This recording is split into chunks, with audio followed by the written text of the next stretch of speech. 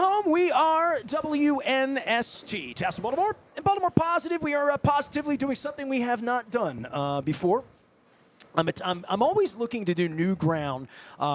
In pursuit of our 25th anniversary this week, I have found footage of John Buren doing our league night at Pinland Bowling in Dundalk, but I have never, I'll make sure, 32 years, I have never done a show from a bowling alley. I've always wanted to. I would have gone upstairs at Patterson Bowl anytime, or at Fairlane's East Point Mall. I am at Green Mountain Bowl in Hampstead in beautiful Carroll County. I've got some Pac-Man scratch-offs I'm going to be giving away next door. I've got a crab cake that I am very, very familiar with. This is the Green Mountain Station crab cake up here in Hampstead. I love it. I can't wait to eat it. I'm putting a little tin foil on it because we got business to talk about here. With the Preakness heading in and new laws being passed and Annapolis doing things, David Richardson's been my friend for a number of years, a Dundalk guy and a proprietor of all things bowling hun up here, and Chris, of course, at Green Mountain Station with what do I call it? Do I call it a casino? Do I call it an OTB? What do we? What is it? We're an OTB. We're a sports book. We're a bowling alley. It's a betting emporium. I like that. With crab cakes and ribs and Taylor Swift things like that as well. Alan Foreman joins us here. We're going to talk horse racing today in a bowling alley over a crab cake, and then I'm cutting out. I got my Curio Wellness Baltimore shirt on. I'm going to make my way to the bar and watch the Orioles take on the Angels. On Friday, we're going to be at Faidley's in Lexington Market. I will also have these Pac-Man scratch-offs. Luke will be with us from 2 until 3.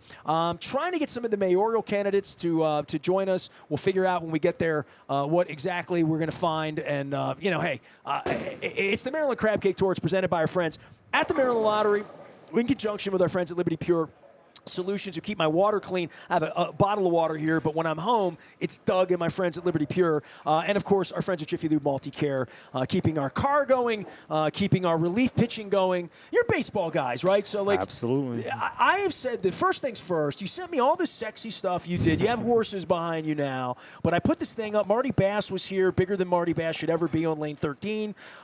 There's pictures of me that made me look glorious here. You have quite – this is not your father's bowling alley. This is not Fairlane's East Point. No. First of all, I'm disappointed in you. That's the first time in the bowling alley here. You're a Dundalk guy. I mean, I haven't picked up a duck pin ball yet. Come on, Nestor. You know. I carried a 110 average. I keggled in my day. I did okay. That's respectable. Enough that Danny Wiseman laughed at me for being a duck pin bowler from Dundalk. Right? Danny's been here many times. The kids love him. So you have 10 pins on this side and duck pins on this exactly, side. Exactly. Right. I mean, look, I'm a like you. I was born in Dundalk. My father was. Worked at Bethlehem Steel. I mean, that's what we did. We duck pin bowled. And the impetus behind this place was I wanted to figure out a way to just save this. We're one of the last duck pin, bowling alleys in the whole world. First question my wife asked when I said I'm coming up, she said, duck pins or 10 pins? That's what you want to know. And we're both.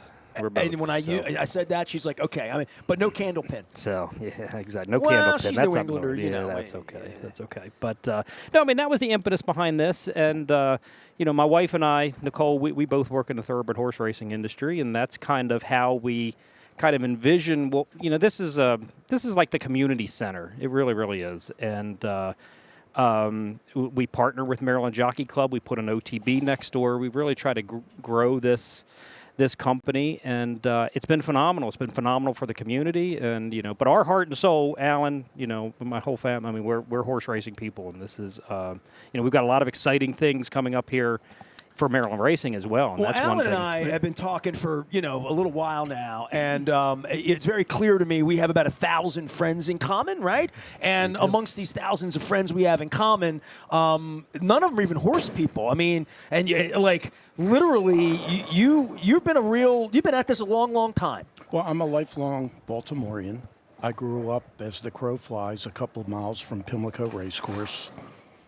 Never dreamed that I would be working in the horse business, no matter, in whatever respect I did. And to tell you how small the world is, I have younger twin brothers who owned a duck pin bowling center on Harford Road. Seidel? No, Harford. It was then called Harford Bowling Lanes. Parkville Bowling Lanes.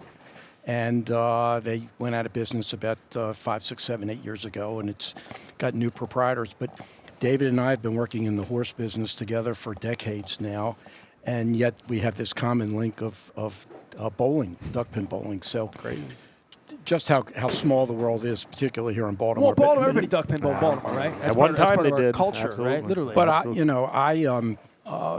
I went to the Attorney General's office in the late 1970s, and one of my clients was the Maryland Racing Commission. Our governor had just gone to federal prison in a racetrack scandal, and we had a new governor, new Attorney General who came in. They were going to clean up Maryland government, and one of the places they wanted to clean up was the racing industry. And Steve Sachs, the Attorney General at the time. late 70s, we're talking? Late 1979, his first question he asked me when I went in for my interview was, what do you know about horse racing? And I knew very little. I had dated the daughter of the owner of Charlestown Racetrack for a few months in the, I guess, the late 60s. And, but he seemed to like something about me, and I decided to take the position. It turned out to be one of the great positions in state government. It wasn't just racing. And I cut my teeth very quickly on some very big national matters that are pretty well known to people. And I've started working for the Maryland Horsemen when I came out of the Attorney General's office, and I've been working with them as their attorney for almost 4.5 decades. Well, I mean, the institutional knowledge, just going back, names that we've taught. I mentioned horses in the era back in the 80s, but, the whole spend a buck thing changed everything, right? I mean, like 84, 85, 86, Triple Crown Series, where it was going to go, the fact that there's really, sort of like boxing, there was no central.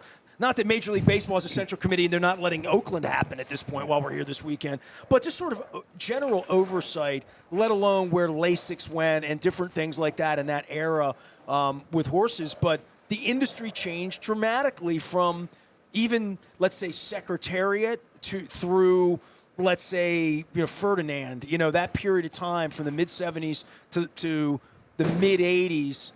There was trouble keeping up at that time, right? I mean, and real swirling changes in the industry. Well, when I came into the sport in the late 1970s, the top 3 sports in this country were boxing, Major League Baseball, and horse racing. We had, if you wanted to gamble in this country, you either went to Las Vegas or you went to a horse track to gamble, or I guess a high life fronton.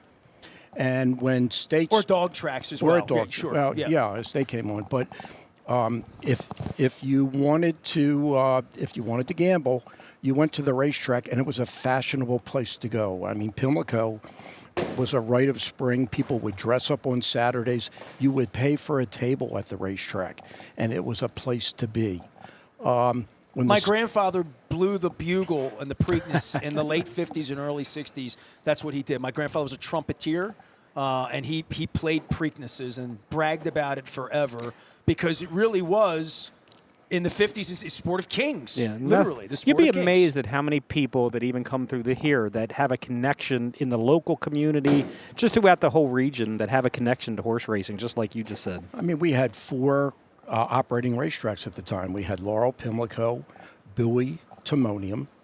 When the state went into the lottery business, when states started competing for the gambling dollar. There you go. Right, you can start to see the changes that occurred in the racing industry as it lost its gambling exclusive.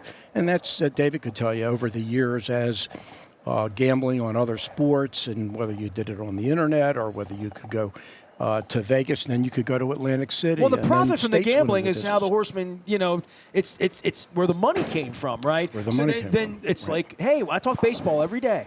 The baseball is going to have to figure out how to do this on the television and on real subscribers. So the racetrack then had to live off of people that just liked racing, not who liked just gambling, because Atlantic City allowed you to gamble, right? And a lot quicker. And that's been the major challenge for this business has been competition from other forms of gambling. Then competition in the sports environment has totally changed. There are just so many options for people for entertainment today. And if you were not interested in going to a horse track and socializing all afternoon, 4 hours at a time, or it was too complicated and it was easier. Reading the form is right, sure. Exactly. Those have all been challenges that we've been wrestling with for decades. Dave Richardson's our guest. Alan Foreman, we're up here at Greenmount Bowl. Yes, we're at a bowling alley that had my face on the wall, now has horse racing on the wall. How did you get at this from Dundalk? Maybe we've talked about this, but my dad was never a racing guy, right? My dad was never a gambler. My dad stood in soup lines. paying homage to my dad in this documentary we're doing. You know, my dad was in Scranton, Pennsylvania, stood in soup lines, never voted for Republican after Herbert Hoover because Herbert Hoover was a chicken in every pot. My dad stood in bread lines in 1929. My father came down here during the war in the 40s, but my dad was boxing, baseball, basketball. Horse racing was just something like he just didn't gamble. He didn't have a religious or any code about it. He just didn't. But gambling and horse racing in my neighborhood, Mr. Sam went to the track. I had neighbors that went to the track. Mr. Frank went to the track. But it wasn't from my dad and I went to Memorial Stadium. And wrestling matches, I might add that, amongst other things. And we played ball and coach ball and all that. But the horse racing thing, I talked about golf in my neighborhood the other day. There was a couple people in the neighborhood that had golf clubs. Horse racing was a little bit niche in that way. But Ronnie Franklin is from Dundalk. Oh, well. And in 1978, 79, 80, obviously a very sad story, and there's been books written about that, and I've talked about it on the show. But that was the entree to me that in my neighborhood, 76 Seattle Slew, spectacular bid those years, affirmed Aladar. We had neighborhood derby parties pulling horse numbers out, and that's how I, at 8 or 9 or 10, and the fact that Wide World of Sports every Saturday. I watch the Harlem Globetrotters. I watch skiing. I watch Innsbruck, Austria. Peggy Fleming. You know, whatever Nadia Comaneci, whatever ABC fed us, being kids of 3 channels in the 70s, right? So the horse racing thing happened, right? There was the Derby, then the Preakness came here, and Ronnie Franklin, and I'm 11 years old, and you know, so horse racing was on our tongue. But you and I grew up as the crow flies. You know, I met the mother of my child at the skating rink in your neighborhood in Gray Manor. So you are really a Dundalk guy. I am. That's where I was born. I moved up here, you know, as I, you know, late elementary school or so. But, no, my father, till the day he died, worked at Bethlehem Steel, worked at the shipyard. So don't hold your tongue and say that 3 times. Yeah, exactly. But, you know, I mean, duck pin bowling, the Preakness, it's part of our culture. It's part of who we are. And that's kind of, you know, I didn't grow up in a horseman's family, but I got introduced to this, you know, my early 20s and fell in love with it. Really did. Going to the track gambling? Well, no. The business side. No, on the business side of things. You know, you wanted to own a horse. I grew up in the marketing and advertising world. I mean, that's why you see a lot of this stuff here. It's all creative, you know, marketing and advertising things. That razzle-dazzle. And, I mean, that was a client. You know, we worked with Alan with a lot of different projects, and it kind of just grew into the political side of things and, you know, into what I do now. I feel like I've been on the air for 32 years. And that's what we've been doing. Trying to save horse racing. Yeah. Just like we try to save duck pin bowling, we try to save the horse racing industry, and that's kind of what we're embarking on, you know, as an industry, as the Maryland Horsemen, really led by Alan. I mean, Alan had this crazy idea that I thought was a crazy idea, but you know, here we are. You know, we're on the precipice of really controlling our own destiny in the state. So, well, let's reset here with Alan on the history of this, because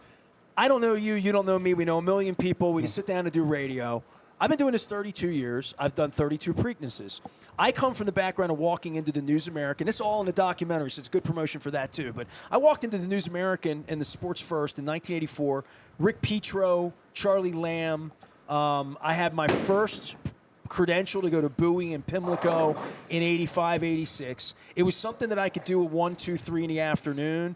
And, you know, honestly, and this is me saying something I've never said on the air before, literally, for 32 years. I wanted to be around Chris Thomas. I wanted to be around Charlie Ekman. I wanted to be where that thing that happened in the 3rd week of May happened. One of my first assignments as a kid was in 1985. I was 16 years old. I had just got my driver's license, and I had to run film on Preakness Day. And they gave me a News American pass, and I had to meet, I don't know, Gene Sweeney, or maybe it was probably Gene Boyers at the time at the News American. I had to meet him in the press lot at Winter Avenue and grab a bag of film to take. At 4 o'clock, I tried to get into the lot. Good luck. Now, Stedman always said you were making up the numbers. There was still a hell of a lot of people there, and there was no way to get near it. True. But I got in there, and somehow I got out, and I went down to South Street, and I delivered, 80 rolls of film so that they could do the Preakness section on Sunday with the hats, because that's what it was at that point. I was delivering the pictures of the infield for the News American special section in 1985. So It was a place they let me in. I could go to the track. I could be a $2 bettor. I didn't know how to read the form. You know who taught me to read the form was Charlie Ekman, Vinny Perrone, Andrew Byer. These were the people up in that press box. And that's how far back I go. Dick Girardi, my God, I should have mentioned him first. Marty McGee and I became buddies. We went drinking and hanging, concerts. We saw Paul Simon together. So that, and there's Ross Petticord called in every night with his picks, and I was the kid at the paper putting them in onto the scoreboard page. So racing came to me, and Vince Bagley, we got the results in the 8th race today. Mario Pino won his 4th race. So I can even emulate all this stuff. That's how horse racing came to me. It wasn't my dad. It was on TV, and it was through the newspaper, and then it was just all the usual suspects in the media that I got to know. They were all media icons, all from Maryland. I mean, Channel 11, Vince Bagley used to show the feature race from the racetrack, whichever was the operating track, every day on sports. Here's the 8th race, 9th race, 10th race, right? Give me the results. Charlie Ekman, I used to have breakfast with him every Saturday morning at Pimlico. He would call me the judge. I'd come, here come the judge. Tell me what's going on, the judge. I would sit up in that press box, and I would watch. I can't believe I haven't said Clem Florio's name. Let me just. There's another one. Clem is featured in the documentary. Wow. Clem was a blood brother to me. A paisan! Oh, you baby doll! So Clem was literally like a crazy uncle to me. We used to go down and eat at Amici's, and we played bocce. We rolled up a lean out in the he loved court. Sabatinos. Oh, you baby. Clem loved Sabatinos. So we would always bookmaker salad. Me, him, and Olesker having a bookmaker with the real bookmaker Al back in the day. So all of this being said, that's the horse racing I know. And here's what I know for 32 years. I know for 32 years, every year, I would do horse racing, and Nicky Zito would come on, or whoever, the Too Legit to Quit came in one year. You know what I mean? Yeah. That was the year that they had the band right next to the horses. They were saddling for the Preakness. Scaring the horses. And the guy with the cymbals just bangs the cymbals. And 3 of the horses reared up, one of which was too legit to quit. Yeah. And so MC Hammer ended up suing Pimlico, claiming that incident caused his horse from running well in the Preakness. Well, I mean, that's the kind of stuff that would happen. For me, I've been to every Alibi breakfast with Marty, the great fried chicken at the Alibi breakfast. The Alibi breakfast, if you've heard, the Ravens had their Liars Luncheon 2 weeks ago. So I've now been banned from that, but I named it. And I named it the Liars Luncheon. And Kevin Byrne got pissed off in the beginning until he caught on. And I'm like, no. The racetracks had an Alibi breakfast forever. This is your version of that, and all you do is lie, so we're going to call it the Liars Luncheon. You have it at lunch. So that was the Alibi breakfast is the reason there's a Liars Luncheon. It used to be one of the great events of Preakness Week. It was known nationally. Well, you give all the awards away that day to the writers. But the trainers would come, and back, when in the earlier days when I was doing this, you'd have Jack Klugman, and you'd have Lorne Green, and you'd have all these celebrities who owned horses. Cosell, sure. Well, Cosell, of course, every year. Jim McKay, Jack Whitaker. All of them would come. And it was tough to get in there because everybody wanted to come. Not the same today. But, they would give awards. But it was... I love the Alibi breakfast. I love the music. I love the girls. I love the drinks. I love the crab cakes. I love the view. I love the speeches. I love that you still give newspaper Eclipse awards and do. I love all of that. But the trainers don't stop that. But the trainers used to come in they would leave the Derby, and then all the horses that were going to run in the Preakness would come to Pimlico. They stopped doing it. And they would van their horses in. They wouldn't come until 2 or 3 days before. And that started to spend the buck, really. You do the Alibi breakfast, and half the trainers weren't here, and they'd have some backup person speaking for them. The owners weren't here, and so it was really tough to get that Alibi part of the breakfast going. And man, you're such a historian about all this. But this is the old days, right? Mm-hmm. And then we had the Belinda Stronach, Magna. They don't want people like me. I'm not good enough to hang out. And so this has been going on forever. I literally was thrown out of the press box on Preakness Day last year with a pass around my neck, having been walked down that tunnel. All of those charts, looking at every autograph of Jack Whitaker and Howard Cosell on the old Cannon Arrow charts and all of that. And I didn't recognize it. I've gone away from it, but I've supported it because I support Baltimore. I'm a Keep the Preakness of Baltimore pin guy.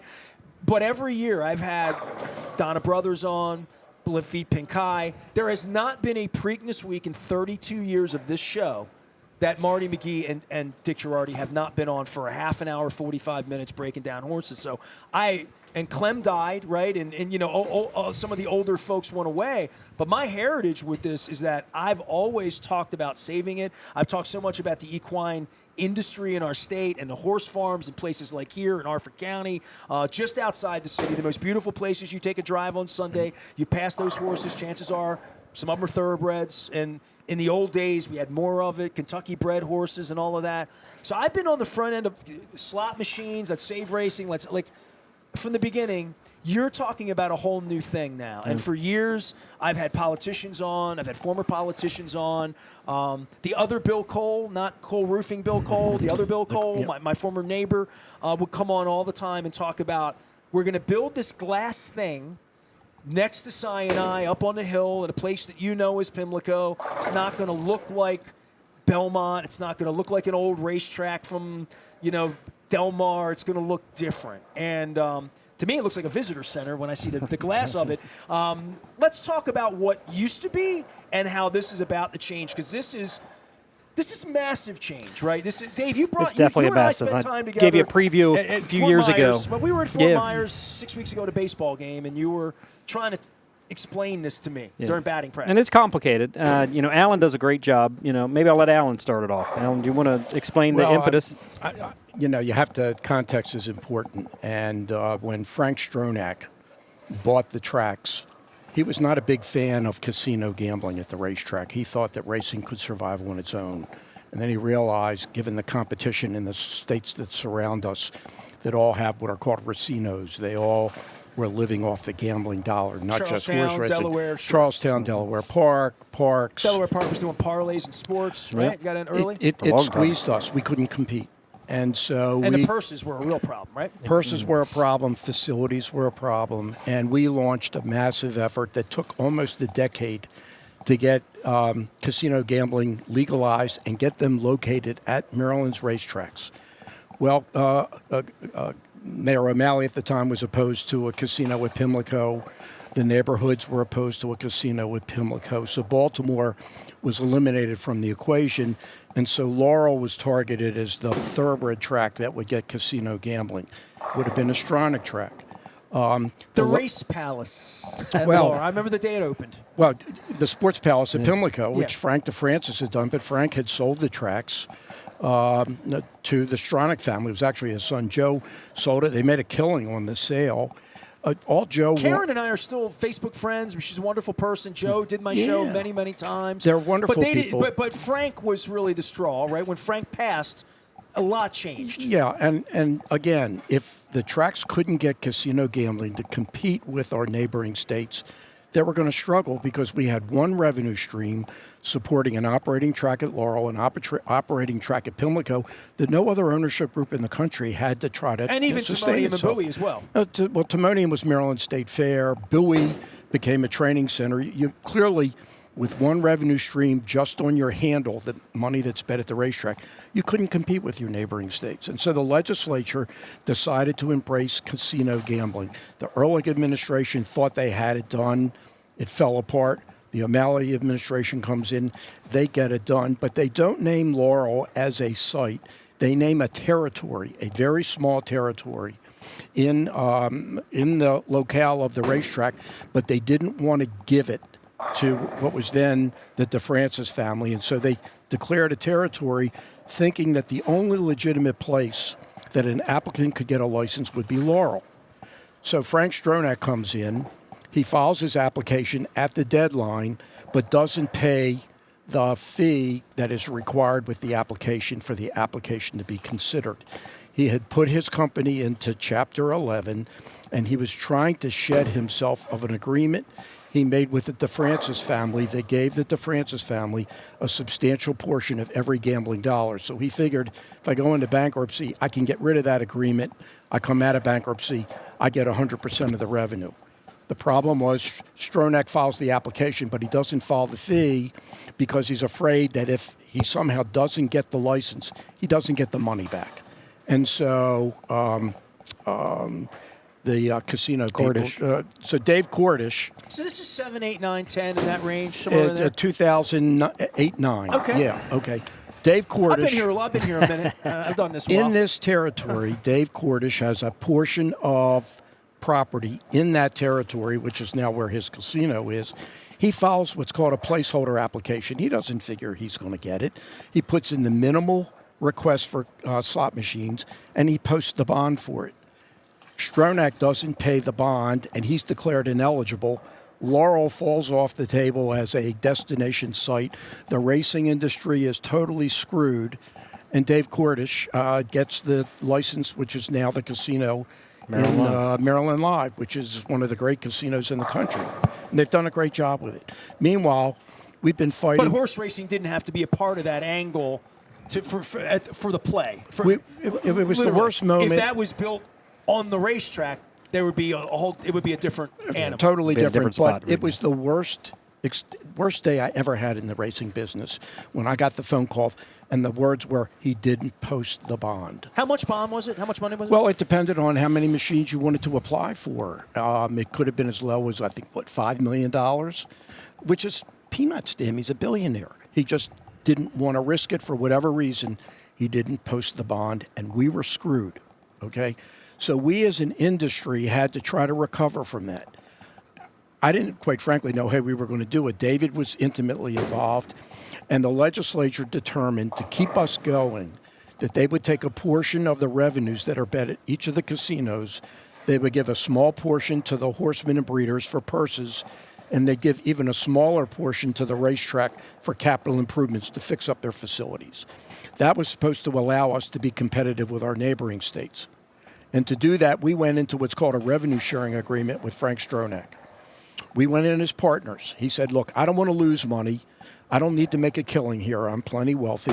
I'll keep these places going. I'll do a nice job with them, but you've got to help me. And so we entered into what's called the 10-year agreement, and we agreed to devote a portion of revenues that were being generated for the horsemen and breeders for purses, breeder awards, and we would give them to the track to help them sustain their operations. So horsemen and breeders, Dave, this is literally, if we're trying to compare it to football or baseball, it's literally the talent, right? Like literally it's paying for the players, the coaches, and the managers, and the whole system of breeding that makes baby baseball players would be the minor leagues. Sure. And it makes baby horses is literally, these are living, breathing animals, beautiful animals. animals. The difference, I mean, I always equate, it's from someone outside the horse industry, you always say, what do you do? And I, say, well, MTHA is kind of like the Players Association, kind of. But horse racing is so different from baseball, football.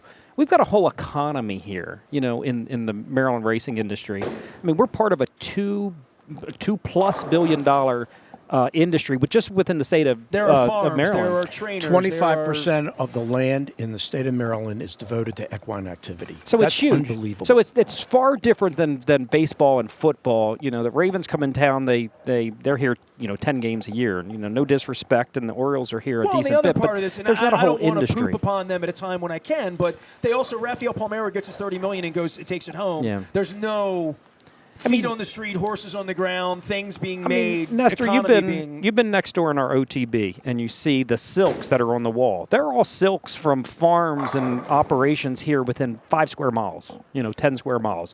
Reisterstown, Hampstead, Westminster. These are Carroll County farms. These are Carroll County farms that are, a lot of these people make their living in the horse racing industry. So a lot of people don't understand just the reach. And just like as we're talking here, how many connections you have to the horse racing industry. Having a Greenmount crab cake, and you and I got to talking about Costas and he's family with Nick and Pete, and I was over there 2 nights ago with my wife having dinner and talked to Mr. Costas, and it's horses all over the wall. Yeah, and exactly. that's how you know him, because that's just part of it's like bowling. It's a Baltimore pipeline. But it's a Maryland pipeline. you make a good point, and David, I think may have been going there, is the money that is allocated to the industry, the horsemen breeders.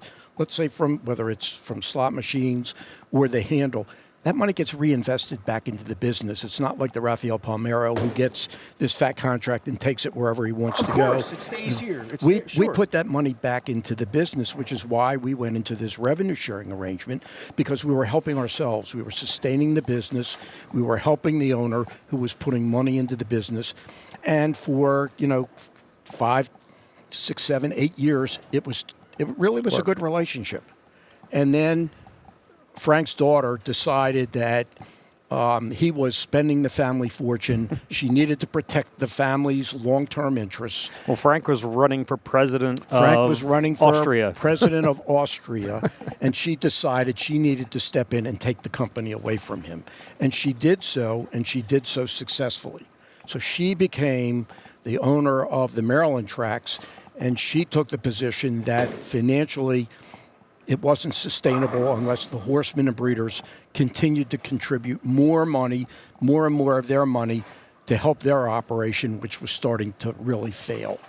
And in 2019, she went to the legislature and said, look, I'm moving the Preakness out of Baltimore. I'm closing Pimlico. I want to build a super track at Laurel, and I want you to help me finance it. And they were outraged. I mean, I've never seen anything like the outrage. And the upshot was... Well, that was part of the yellow buttons to keep the Preakness in Baltimore that I... Yeah. And so the city of Baltimore, the mayor at the time, I think it was Catherine... It was before Jack Young. It was Pugh. Catherine Pugh filed suit against the Strana Group to eminent domain and to take Pimlico, condemn Pimlico, and the Preakness. And that's how I got involved with Bill Cole, Alan Rivkin, a very small, very quiet, confidential group of people. I was approached about it in June of 2019. We're looking at a possible settlement. We need somebody to represent the racing industry in these discussions. Would you be willing to come in confidentially? David didn't even know I was doing this. It was really hard for me. This was one of my closest friends and big client. I couldn't say a word to him about it. And we quietly, for a better part of 2.5, 3 months, hatched what we thought was a plan to save Maryland racing. Now, that's the plan that I saw with the glass house on the hill with Bill Cole. That's what you saw. Bill Cole, who's unbelievable, by the way, was instrumental in helping to make that happen. Pimlico was going to be a commercially developed property with a much smaller racetrack that would only operate during the Preakness. Racing would be consolidated at Laurel, which would be completely rebuilt into a showplace center. Well, there was also a point where Lifebridge was involved in the land there, correct? Well, because there had been transfers of land and sales of portions of the Pimlico property to Lifebridge. And in order to do it properly, you need to either claw back some of that property or understand what Lifebridge's plan was for their campus, which is, a substantial portion of the area surrounding the Pimlico. Well, the parking and all, back where the stalls were on that side. Very complicated. So we came up with a plan, and we didn't have the experts like the Stadium Authority that were brought in to look at this. We was a very dynamic plan together. We estimated the cost at $375 million to do both Laurel and Pimlico. Okay, but we weren't going to ask the taxpayers to finance it. We were going to do it with our own money, which is why I was giving you the background of this revenue sharing, that we were going to take a portion of the revenues that are devoted to our industry from slots to help finance the bonds we would actually pay the interest on the bonds to make this project happen. And we rolled out this plan in October of 2019. We got great reviews to great skepticism. We took it to the legislature in 2020. They approved the plan, put the Stadium Authority in charge for the Stadium Authority to oversee the project, and the governor signed it. Well, actually, he didn't sign it. It became law. Larry Hogan didn't sign the bill. He just let it become law. And we started to embark on this massive project that just ran into one problem after another. Well, including the plague. Yeah. Let's start with that, right? I think COVID gets a little bit too much credit for that. There was a massive tax issue involving the Laurel property because there was a provision of the federal tax code. Under this plan, Belinda was going to donate Pimlico to the city of Baltimore. She was going to keep Laurel, and she would give essentially a 30-year lease to the industry, but she would continue to own and operate it, okay? And the Preakness would have been at Laurel. And the Preakness would have been at Pimlico. Okay. It would have been, Pimlico would have been rebuilt. You get this massive new consolidated racing industry at Laurel.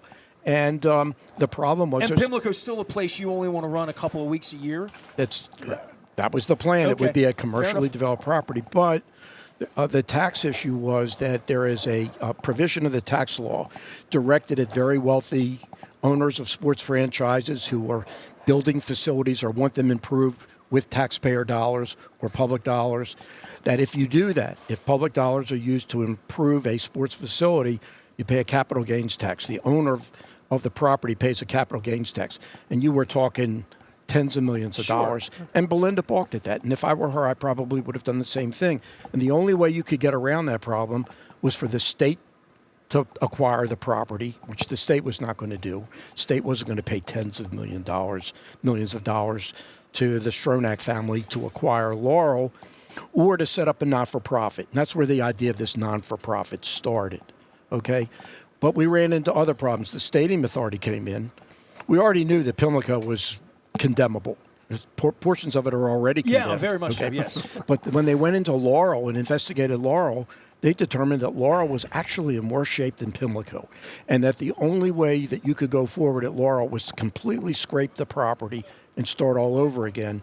And once they started estimating the cost of doing that portion of the project cost doubled what had been estimated when the legislature authorized the $375 million in bonds. So we had that. We had a host of other problems, and it became very clear this project was going nowhere. At the same time, Maryland racing was starting a significant decline, and the legislature said... And the more it declines, the less the numbers make sense. Exactly. And the legislature 2 years ago said, time out, folks.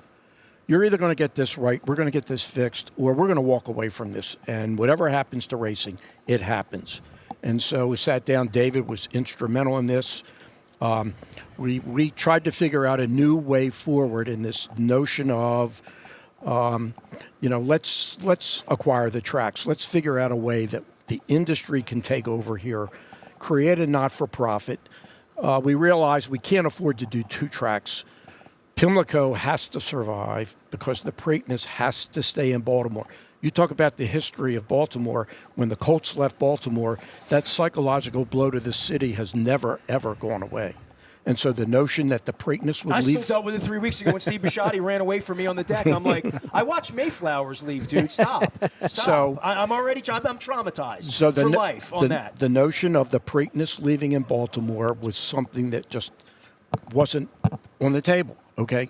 And so Pimlico had to become the hub facility.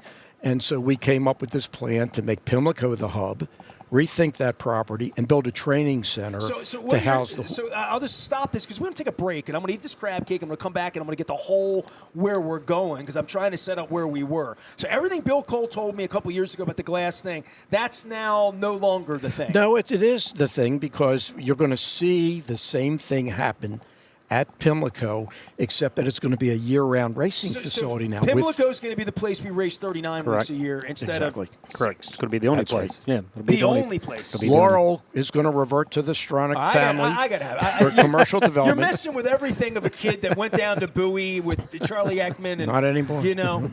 Although we're going to have a new training center, and that's going to, I hope, will be a show place. We're still working on where it's going to be located. But Pimlico is going to look vast. That whole area is going to be vastly different. And I just drove by there yesterday. I got rerouted. I took my wife to the airport, and because of the bridges, right? So I'm you think the west side home to Towson? No, I'm not. It routed me literally down Liberty Road. I went down Liberty Road, and I made the left onto Northern Parkway, and I went past the track that I've gone a million. And I knew you were coming on, so I was going to tell you that story.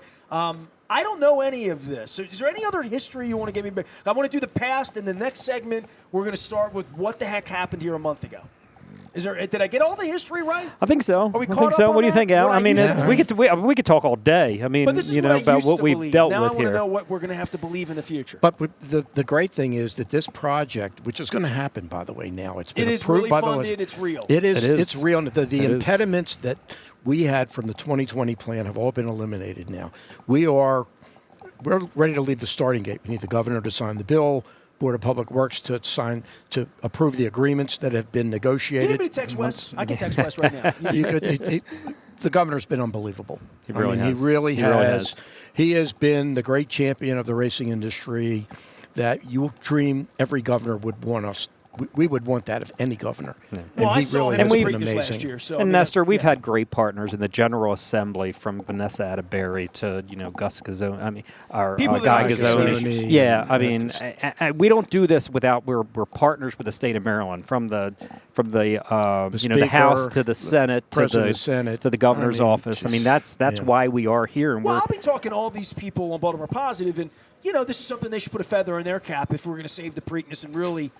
And this has fix been it. a- I've been band-aiding Yeah. this for But 32 this has been a years. collaborative effort. It's going to transform that portion of Northwest Baltimore that's been decaying, and there are a lot of skeptics out there about that, but I firmly believe that Well, when you're going to this tell me how track this gets is going to happen. Sure. You're going to tell me because I'm like everybody else. I have questions. My wife likes wearing a nice hat and dressing nice. My wife like Bruno Mars last year. We like concerts. We like all that, and we like gambling. We're not teetotalers. I mean, we have a good time. We go to the track. We'll bet. David Richardson's here, and we also have Alan Foreman here. We're talking horse racing. We're talking crab cakes. We're at Green Mountain Bowl. I'm going to be over at Green Mountain Station, which is. I can see the wall from right here. I can see the crab cake right in front of me. I have Pac-Man Scratch, also the Maryland Lottery. Our friends at Liberty Pure Solutions bringing me clean water. Thank God for that. Appreciate you, Doug and group. Well water, man. They talk about horse racing. They all have well water. You need to know what's going on. And I'm nice and clean and neat. Also, our friends at Jiffy Lube Multicare that keeps my vehicle running perfect. I see the Miss Pac-Man machine you have here at Green Mountain Bowl. It's a bowling alley, man. It's a bowling alley. There's a rumor next year it might be Miss Pac-Man, but right now it's Pac-Man 1. All right, crab cakes, break. We're going to come back here on the Maryland Crab Cake Tour up in Hampstead, beautiful Carroll County. I had a beautiful day, man. The windows down. I had the music rolling on the way up here, listening to the Stones. I had the ball game on here just a little bit on the big board I am back going to be there. ready for some Angels and Orioles today. Things didn't go so well on Tuesday night, but home against the A's and the Yankees gives me a good chance to promote the fact that on Friday we're at Fadley's with Luke Jones will be there from 2 until 5. Doing the same thing. We'll have Pac-Man scratch-offs to give away. I even have my scanner because last 2 weeks ago I'm there. People are like, did I win? Did I win? Boop. No. I feel bad when they don't win. I say, wah, wah. It's kind of like, like game show host, I guess. We're going to be there on every Friday when the Orioles are home this year. Oakland A's in town. I've got just great conversations on the air. I've caught up with Brad Balukshin, Oakland native, who wrote a book on WrestleMania and on the Iron Sheik. Unbelievable conversation there. Jason Turbo, who wrote a book on Charlie Finley and the Go-Go A's of the 70s, and Burt Campaneris and Reggie Jackson and the late Ken Holtzman, who just lost. We're just swinging A's. There you go. So all of the Oakland thing we're doing this weekend, and what a disgrace all of that is. And then next week, speaking of disgraces, the New York Yankees come to Baltimore next week, and we'll have plenty of things to talk about that as well. 25th anniversary documentary is probably up by the time you're listening to this. Just go to Baltimore Positive, check it out. It is called No One Listens, Everyone Hears. So next segment, where I'm going to hear and learn more about this, where we're going. I love the history of racing in the state. I like talking about it. I like talking with racing people, but I need to know what the 2029 Preakness is going to look like. Preakness 152 or something. I don't know. We have to do the math on that. 150s I don't know next if year. that far. Well, that's what I said. 52, 3, 4, something like that. We're up here at Green Mountain. We're up at Green Mountain Bowl. This is the duck pin side. That's the 10-pin. Why am I featuring the 10-pin side? People are going to think you're a 10-pin house. No, we're both. Once I clean my hands up, I'm going to go grab one of the balls and just to touch it, just to touch a duck pin ball. He needs to bring a PBA tournament here, one of the big ones. Here's what I'm going to do.